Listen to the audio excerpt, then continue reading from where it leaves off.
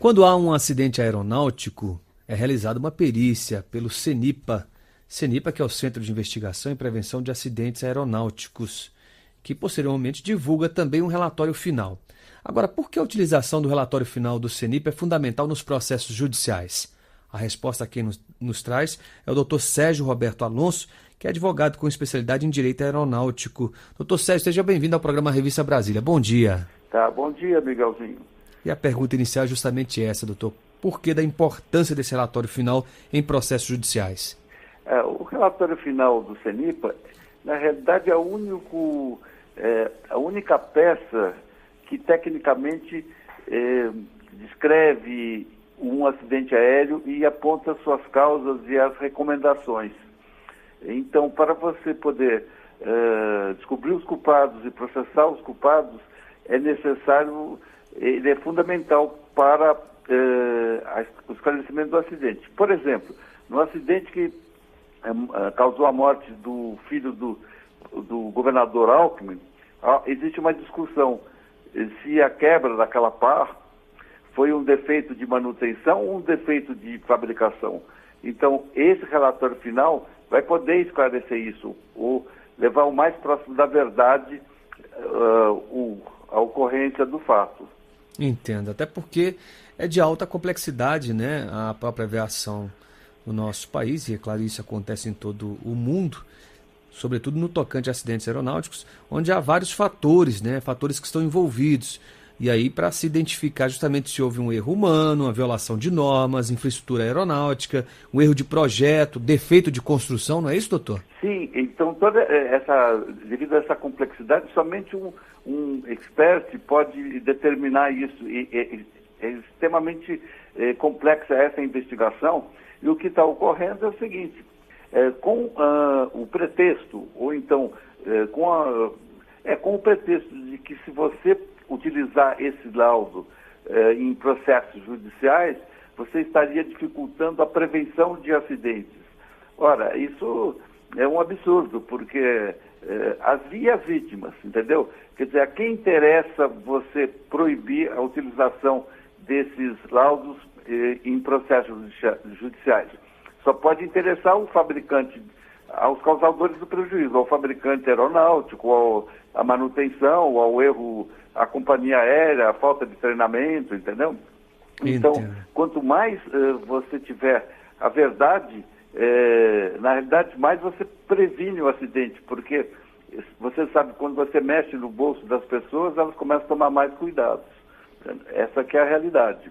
Agora, doutor, me parece que há uma lei que proíbe a utilização desse relatório em processos judiciais? Então, essa lei, quer dizer, é essa lei que eu estou me referindo. É uma lei inconstitucional que diz o seguinte: eu faço o relatório, mas você não pode utilizar o meu relatório.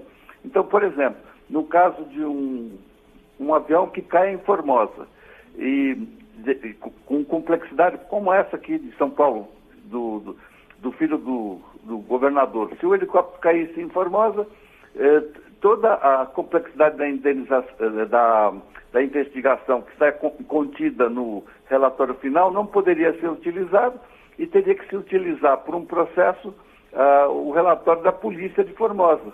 Quer dizer, é uma coisa inviável, né? É como você vedar o acesso à justiça, você vedar o direito de ampla defesa.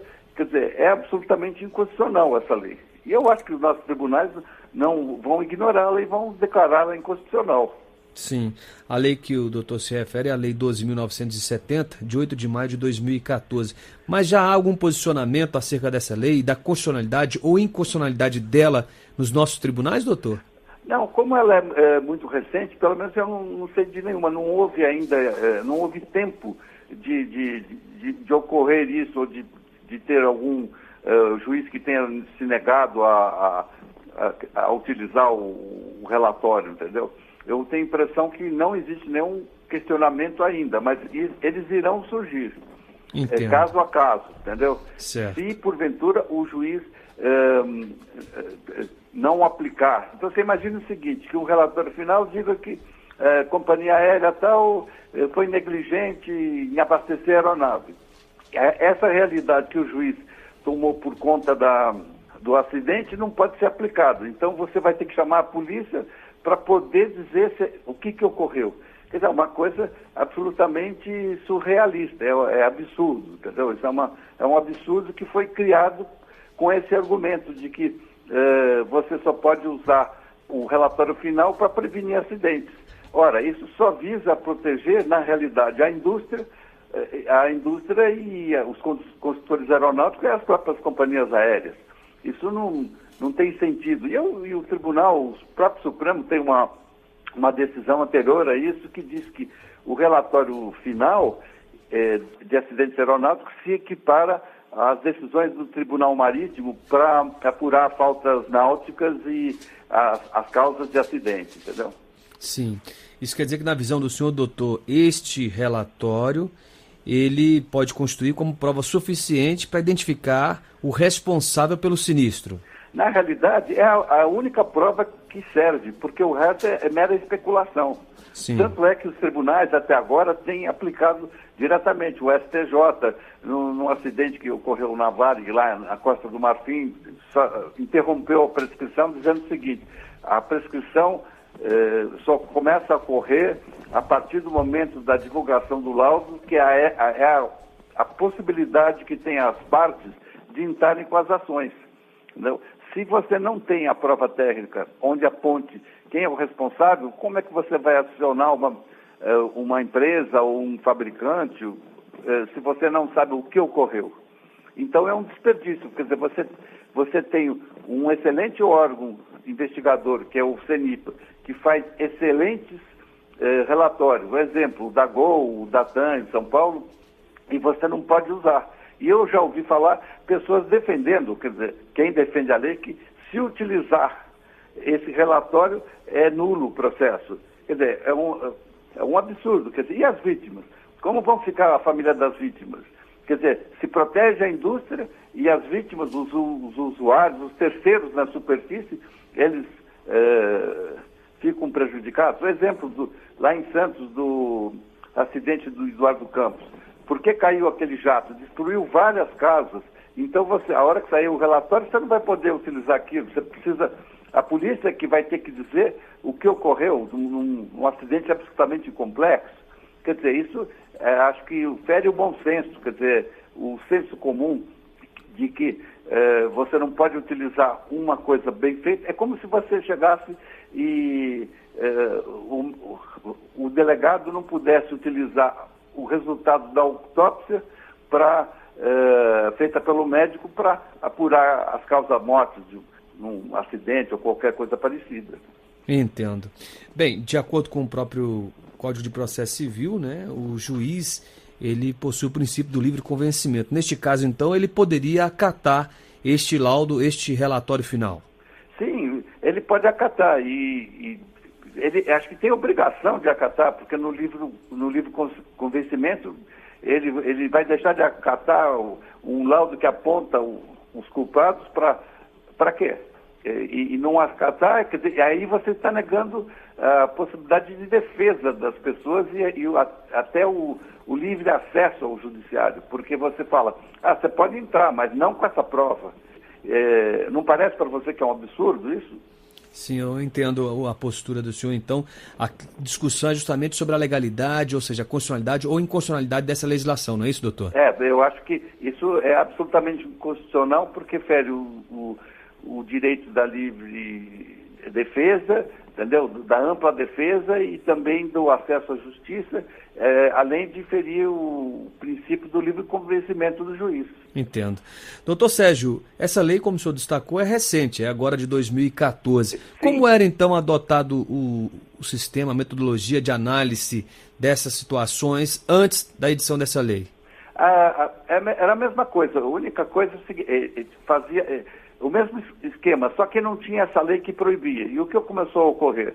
Como tiveram os acidentes e os usuários, as vítimas, parentes e vítimas, começaram a requerer esses relatórios finais, e isso desagrada o órgão investigador, houve uma forçada de barra e conseguiu essa lei, aí esse monstrinho, entendeu? Sim. Com o pressuposto dizendo o seguinte, que através do anexo 13 da Convenção de Chicago, o relatório é feito só para investigar. É isso. Agora, quem fez essa convenção, que foi de 44, na realidade foi a indústria aérea, foi o sistema, entendeu? Então, até então, eles também não queriam dar, o CENIPA não queria fornecer isso, mas o judiciário, através de mandado de segurança, obrigaram o fornecimento e sempre utilizaram o relatório final para determinar as causas e condenar os responsáveis dos acidentes aéreos. Aí puseram essa lei para ver se segurava a utilização do relatório nos acidentes. Sim. Mas eu não tenho dúvida que se algum dia chegar ao Supremo, ele vai dizer que é incondicional e os próprios juízes, de caso a caso, vão utilizar os relatórios e se eles não utilizarem, os advogados que recorram, porque não há dúvida que é público, o relatório é público, ele tem que servir à sociedade e não simplesmente a um grupo interessado, à indústria aeronáutica ou coisa, com um pretexto de que é para prevenir acidentes. Ora, eu previno acidentes, mas os que eu causei, eu tenho uma imunidade. Na realidade, se você aplicar ao pé da letra essa lei, você está criando uma imunidade aos causadores dos eventos, dos sinistros, porque com perícias policiais é muito difícil você chegar a alguma conclusão, porque são relatórios todos feitos em inglês, peças inglesas, tem toda uma história de como se investiga um acidente. Entendo. Enfim, é aguardar então o posicionamento do Judiciário a respeito dessa lei. E a gente agradece então o doutor Sérgio Roberto Alonso, advogado com especialidade em Direito Aeronáutico, que esteve conosco hoje falando sobre este relatório final do CENIPA, sobretudo por que a utilização desse instrumento nos processos judiciais, porque é tão fundamental então a utilização desse relatório. Doutor, muitíssimo obrigado pela participação e pelas informações e esclarecimentos prestados ao nosso público. Eu que agradeço. Bom dia. Bom dia.